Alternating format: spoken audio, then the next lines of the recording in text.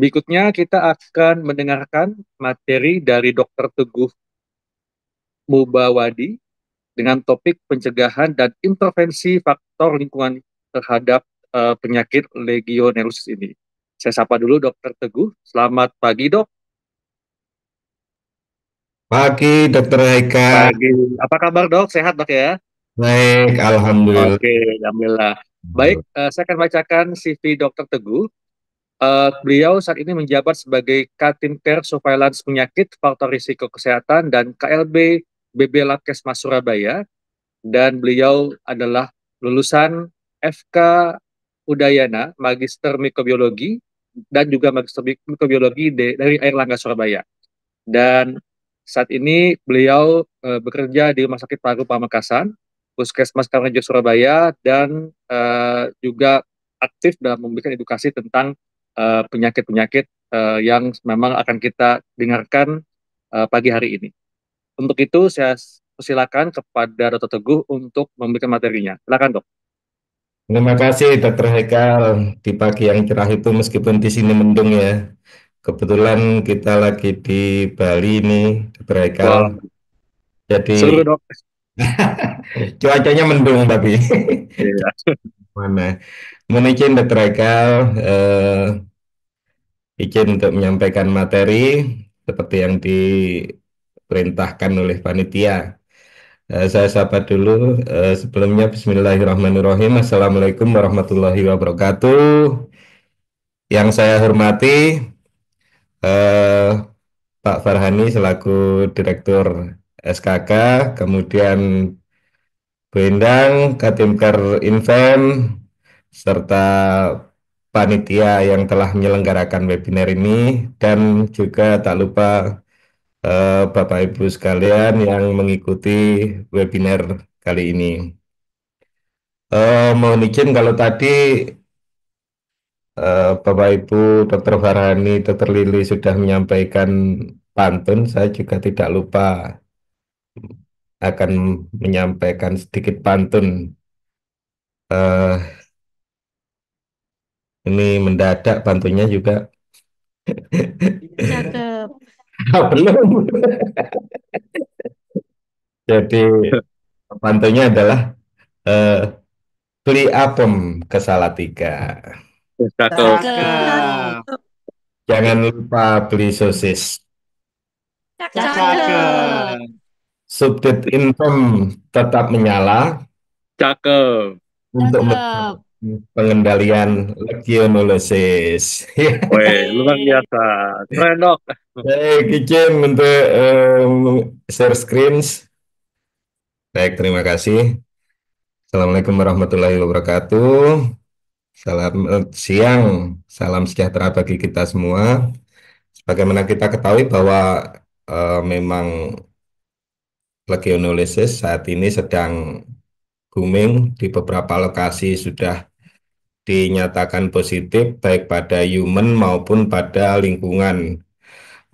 Di tempat kami sendiri di laboratorium di PP Labkesmas Surabaya kami mendeteksi di beberapa site, yaitu yang kami deteksi adalah di lingkungan juga kami temukan, di human juga kami temukan seperti yang disampaikan Dr. Farhani tadi bahwa saat ini tidak hanya menjangkiti eh, turis atau wisatawan manca, tapi juga terjangkit pada eh, penduduk lokal atau kita sendiri. Jadi ini satu hal yang patut menjadi kewaspadaan bagi kita semua.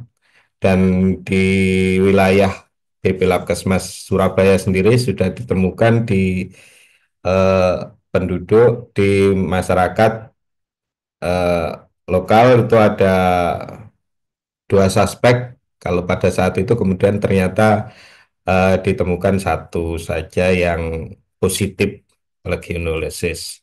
Jadi total memang kalau sampai saat ini ada 16 kasus lokal di luar eh, turis mancanegara. Itu menjadi kewaspadaan kita semua. Tapi yang saya bahas kali ini adalah terkait dengan faktor risiko lingkungan.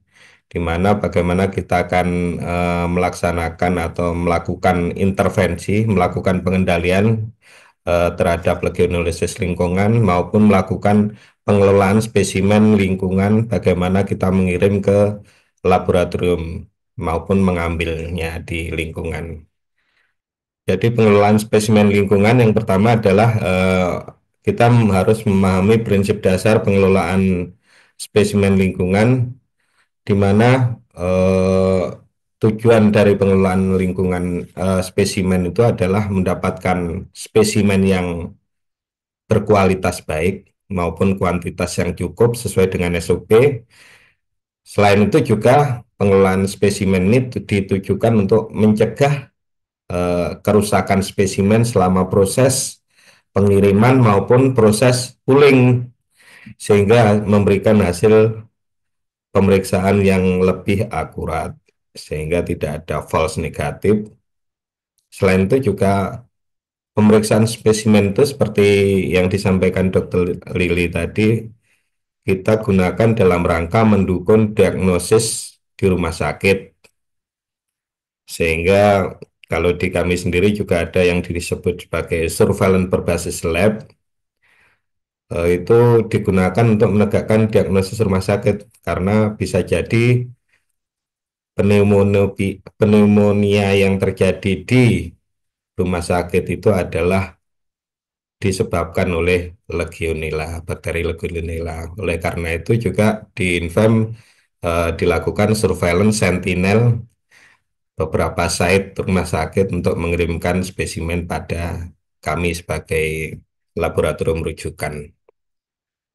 Pengelolaan spesimen ini meliputi pengambilan, penanganan, penyimpanan, pengepakan, pengiriman, serta pencatatan dan pelaporan yang sesuai SOP. Jadi selain itu juga kita harus memahami prinsip biosafety dan security, di mana harus aman untuk pemeriksa, untuk petugas laboratorium, juga harus aman untuk institusi di laboratorium itu berada, serta lingkungannya, serta jangan sampai terjadi penyalahgunaan atau pencurian terhadap materi berbahaya tersebut. Di mana lokasi pengambilan sampel, bagaimana Legionella berada, itu mulai dari ada di air bersih, ada di tower, di bak sampel, reservoir, di pusat air panas, kemudian tangki suplai air panas, water returns, dan juga air sebelum dilakukan disinfeksi. Selain itu juga bisa di shower, keran air, maupun kolam whirlpool. Nah, ada satu hal yang perlu kita perhatikan. Seringkali kita pada saat melakukan pengambilan sampel di lapangan itu, air itu dilakukan sebelum proses desinfeksi itu tidak dilakukan pengambilan, tapi dilakukan hanya sesudah proses desinfeksi. Sehingga otomatis setelah proses desinfeksi itu resiko untuk keberadaan Legionella di lingkungan tersebut tidak ada. Ini yang akan menimbulkan istilahnya menjadi false negatif. Jadi negatif palsu yang seharusnya itu sebenarnya itu kita deteksi, bisa kita deteksi ada positif di lingkungan setelah karena hanya dilakukan pengambilan sampel setelah proses desinfeksi akhirnya menjadi negatif. Ini adalah alat dan bahannya yang diperlukan, terutama adalah tub plastik steril 15 mili untuk swab, kemudian plastik steril 500 mili untuk air, serta yang lainnya, label, termometer, pH test, klorin test, serta larutan medium untuk perantaranya sodium tiosulfat maupun natrium tiosulfat 0,1 N dan PBS steril 10 mili. Selain itu juga diperlukan cool box kalau sampel itu akan dikirim ke mana, ke laboratorium, dan plastik biohazard, serta form pengambilan spesimen. Jangan sampai kelupaan, seringkali pada saat box dibuka tidak ada form spesimennya, jadi tidak ada keterangan apa-apa, sehingga kami bingung. Ini spesimen apa, spesimen dari mana, hanya disebutkan dari rumah sakit mana gitu, tapi spesimennya apa, ataupun untuk pemeriksaan apa tidak terjelaskan, serta yang paling diperlukan adalah bagi kami juga surveillance yang dilakukan atau PE yang dilakukan sebelumnya. Jadi itu juga diperlukan sebagai bahan penguat atau bahan informasi bagi kami untuk melakukan telusur, karena di BP Labkesmas Surabaya sendiri juga perlu melakukan eh, respon kalau terjadi KLB, sehingga itu sebagai bahan pertimbangan kami untuk melaksanakan respon cepat. Kemudian ada APD juga, kita harus menggunakan APD untuk perlindungan pengambil sampel dan alkohol 70%. Ini alat dan bahannya.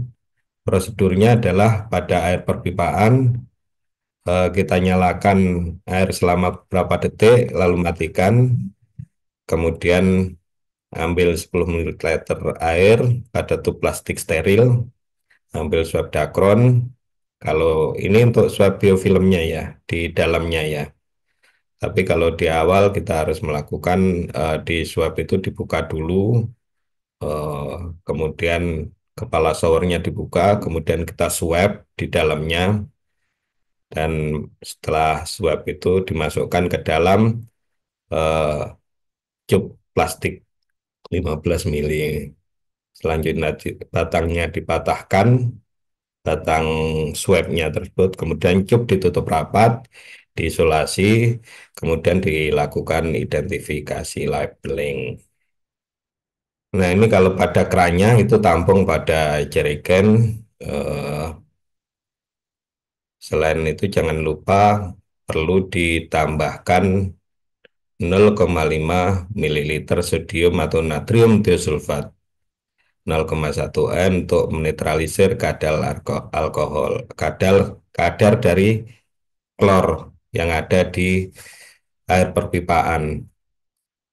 Nah, ini kadang sering terlupakan, sehingga klornya itu tetap ditemukan pada saat dibuka jerigennya itu.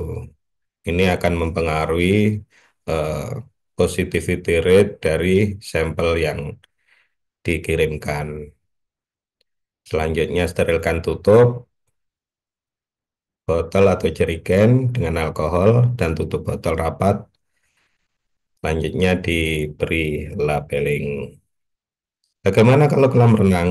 Kalau kolam renang itu menggunakan sama juga dengan menggunakan botol 1 liter, kemudian ditambah dengan 0,5 sodium ataupun natrium tiosulfat 0,1 N. Setelah botol ditutup botolnya itu disterilisasi dengan alkohol, dibuka, kemudian dicelupkan ke dalam air. Nah, cara atau metode pelaksanaan pengambilan airnya itu dengan eh, tutup botol atau mulut botol itu mengarah ke atas permukaan air. Karena di sini ada lapisan biofilm yang fungsinya diharapkan bisa masuk, dan di lapisan biofilm itu tersebut biasanya hidup Legionella. Selain itu jangan lupa juga dilakukan swab biofilm pada dinding penampung air. Jadi bukan hanya ini saja, tapi di kolam renang tersebut atau cooling tower itu dilakukan swab pada dinding seluas berapa? 10 cm persegi. Kemudian dimasukkan ke dalam tabung steril yang berisi sodium dan natrium atau natrium tiosulfat. Ini ya Bapak Ibu ya, cara pengambilan sampel air yang ada di kolam renang maupun cooling tower maupun jacuzzi. Jadi mulut botol itu mengarah ke atas.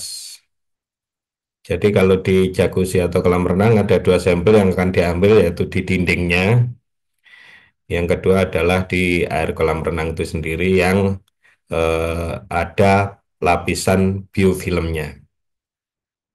Nah, selanjutnya adalah eh, ini adalah pengujian, bagaimana melakukan pengujian parameter lapangan.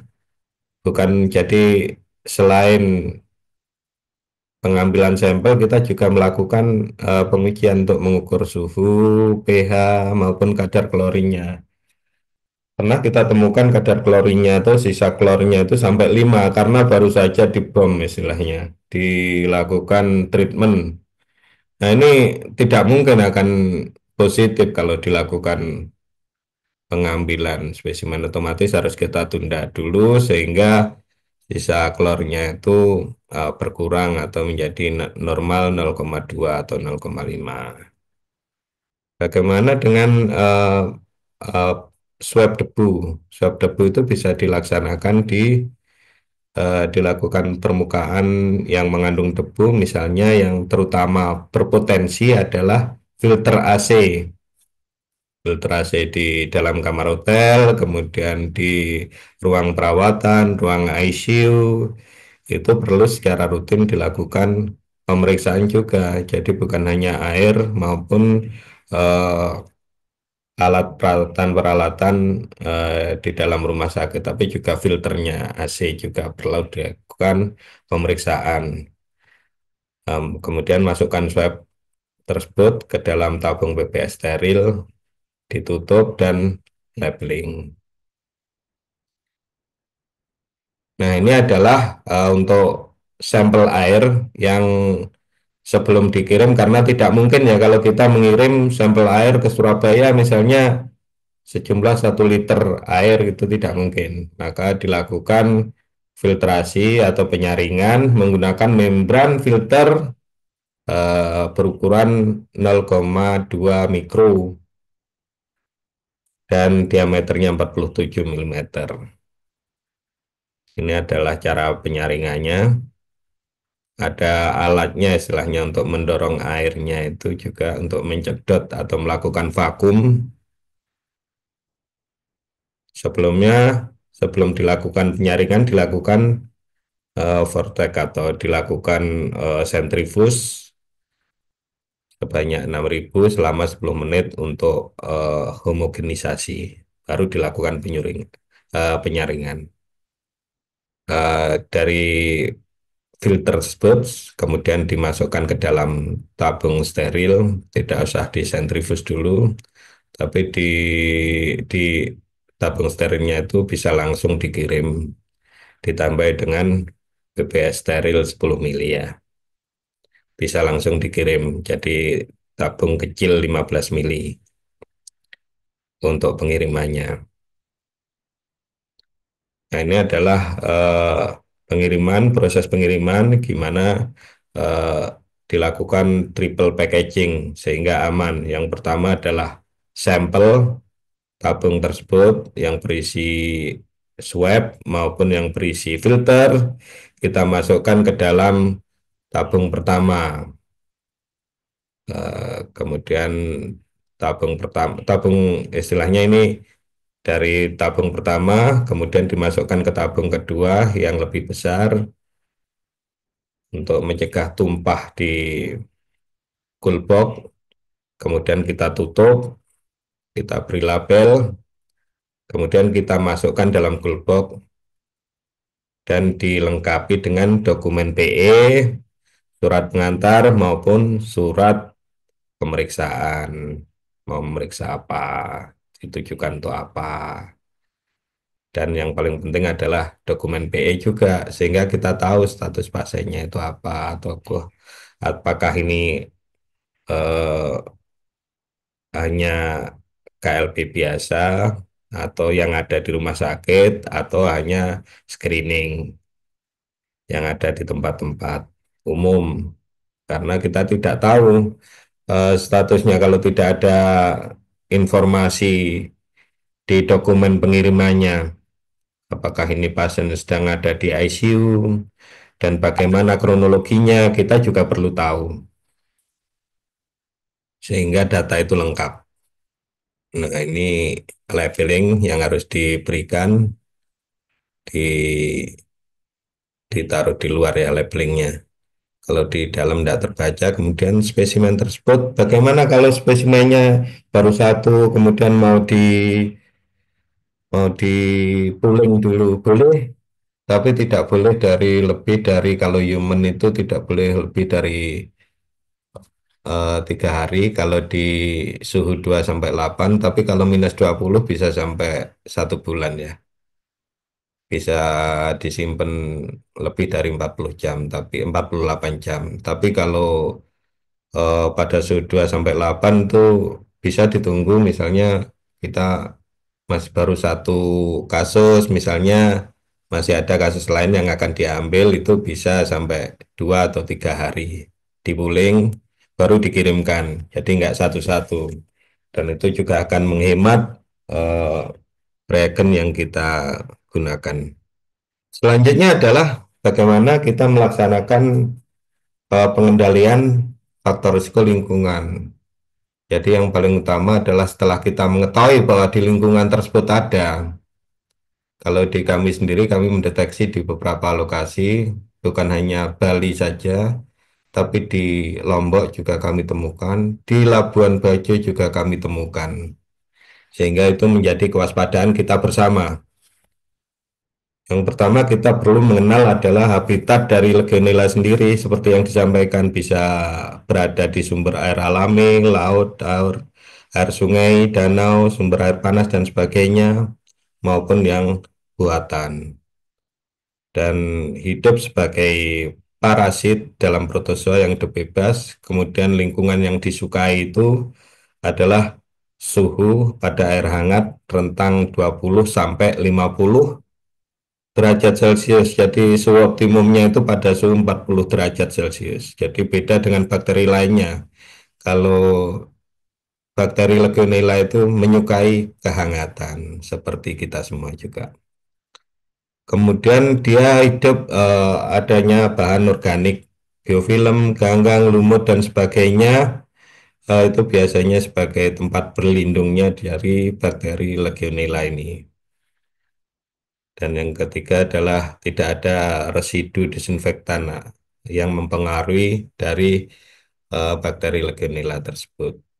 Nah, sumber penularannya ini dari tempat hidup dari Legionella tersebut, maka kita bisa menentukan beberapa tempat sebagai sumber penularan. Jadi, kalau menggunakan eh, segitiga epidemiologi, ada host, agent, dan environment sebagai penyebab penyakit, maka sebagai environment ini adalah cooling tower, sistem air panas, kolam renang air hangat, spa, air mancur buatan, humidifier yang ada di rumah sakit, maupun peralatan alat bantu pernafasan, dan hot tubs. Nah, ini yang sering kadang kita lupakan adalah air mancur atau kolam buatan. Kita lupakan bahwa ini juga potensi menyebarkan atau menularkan eh, Legionella tersebut ke tamu, misalnya tamu-tamu hotel maupun orang di sekitar situ. Nah, kenapa bisa terjadi penularan dari lingkungan ke human? Itu karena salah satunya adalah sistem pendinginan yang tidak baik, kemudian monitoring suhu air panas yang tidak teratur. Selanjutnya adalah perawatan sistem yang kurang, perawatan jadi tidak secara rutin dibersihkan. Kemudian yang keempat adalah dekat, kebetulan dia berdekatan atau dia adalah pengelola sistem tersebut, misalnya pengelola cooling tower. Kita pernah menemukan positif pada pengelola cooling tower. Jadi itu juga perlu dilakukan surveillance atau pemeriksaan atau apa ya, secara rutin 6 bulan sekali atau 1 tahun, minimal 6 bulan, kita lakukan pemeriksaan terhadap pengelola sistem air yang ada di dalam hotel, di rumah sakit. Jadi para petugas itu juga memiliki potensi tertular, sehingga juga dilakukan kewaspadaan untuk pemeriksaan selanjutnya. Desain sistem yang kurang baik, misalnya sistem tandonnya itu berada di bawah, itu memiliki potensi lebih besar untuk terjadinya penularan air di underground. Intervensi yang bisa dilakukan adalah misalnya kalau di hotel kita harus mengamankan head showernya, buka, sikat, rendam, dan beri cairan desinfektan, kemudian di AC dilakukan pencucian dan pembersihan serta desinfeksi secara rutin. Jadi bukan hanya dibersihkan saja atau dicuci kalau AC, tapi juga semprotkan desinfektan pada filter-filternya. Kolam renang secara rutin dilakukan klorinasi dan penyikatan dinding serta dasar dari kolam renang tersebut. Air bersih juga keran, terutama pada showernya tersebut. Shower itu perlu diperhatikan karena sering ditemukan pada head showernya itu setelah kita swab ternyata ada bakteri Legionella yang bersembunyi di sana. Demikian juga dengan tandon air secara rutin perlu dilakukan pembersihan dan desinfeksi. Kolam air mancur juga demikian harus dilakukan sikat, lumut, kemudian kuras secara rutin. Bagaimana kalau di rumah sakit? Kalau di rumah sakit ini adalah lakukan sterilisasi ruang. Jadi bukan hanya alatnya saja, tapi saya rasa sudah terbiasa dilakukan sterilisasi, tapi harus lebih eh, diperhatikan lagi untuk misalnya pasien pasca pneumonia atau apa itu ruangannya memang betul-betul harus disterilisasi karena ada potensi atau risiko penularan ke alat dan ruang tersebut sehingga bisa terjadi seperti disampaikan tadi risiko terjadinya nosocomial infection pada pasien lain. Kemudian alat bantu nafas, humidifier yang ada di rumah sakit, kemudian AC-nya juga, serta alat-alat peralatan yang ada di ruang OK maupun di ruang ICU itu juga perlu secara rutin dibersihkan, terutama setelah merawat pasien pneumonia. Selain itu juga dilakukan sterilisasi air bersih, keran, serta tandon air yang digunakan. Karena setelah kita periksa kemarin di salah satu rumah sakit, itu ternyata kami temukan eh, Legionella di tandon, di keran, serta di air bersihnya. Jadi itu perlu diperhatikan untuk melakukan eh, intervensi atau desinfeksi peralatan maupun air yang ada di rumah sakit. Karena lebih berpotensi atau lebih berisiko pada satu rumah sakit untuk lingkungannya itu tertular. Jadi bukan hanya orangnya, karena ini sifatnya itu adalah penularan secara environment, meskipun bisa juga secara langsung, tapi faktor risiko lingkungan sangat berperan dalam penularan Legionella ini. Sehingga perlu betul-betul diperhatikan misalnya kita habis melakukan perawatan terutama pasien-pasien legionella, pasien-pasien pneumonia atau pasien suspek legionella, kita harus perlu betul-betul diperhatikan ruang maupun alat yang digunakan untuk dilakukan sterilisasi. Nah, berapa kali atau berapa bulan sekali dilakukan sterilisasi atau desinfeksi? Itu minimal adalah setiap 1 bulan sekali. Maksudnya dosis sterilisasi besar ya. Kalau secara rutin kan setiap saat, setiap hari.